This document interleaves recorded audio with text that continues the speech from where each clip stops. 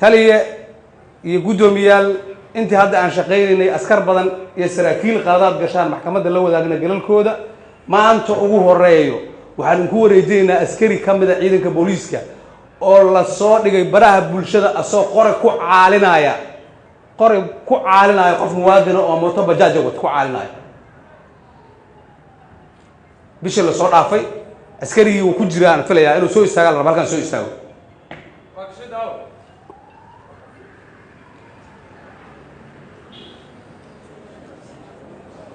أسكري جالس وحن أصلا صار إنه وعيتها إنه قالت كبولشة وكجلا إن أذيك إذا شغلنا بولشة وشغلنا شرعنا الهرجي سيسن أصلا الله من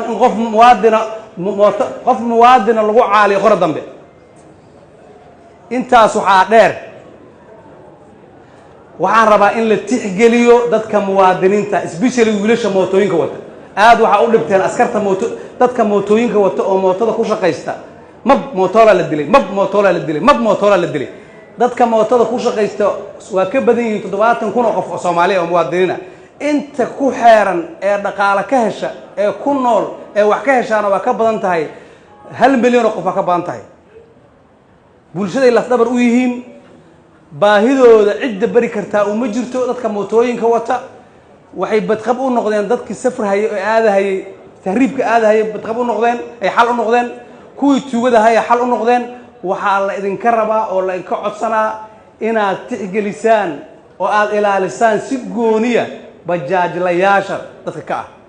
bajaajla damba qoray lagu qabtay iyo waa la dilay aan la maqlin qofkii qalad gala waa la qabanaa dambigu qalad galay calaqay wadaan شبابك الغواريتي ودان قفكي خلدودا ولا قبنا لكن بدون سبب حبدا بلوغو دفتنا لا مقلن حبدا لوقت اوغو دفو حتى قلدو غل لوقت اوغو دفو او غعان اوغو دفو او موتدا كبنجري حتى لكن مدخ كلي حتى لوق ما هن غعان ما هن قف اوغو مدخ كلي او تالا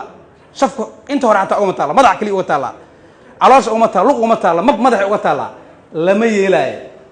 لما يلاي قفكي قف ديلو دنبه si uu dambigu u yaraado maxkamadda xataa waxaan ka codsanayaa dadka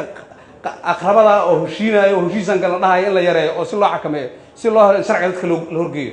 intaas kadib waxaan rabaa inaan ku soo dhaweeyo gudoomiyaha maxkamadda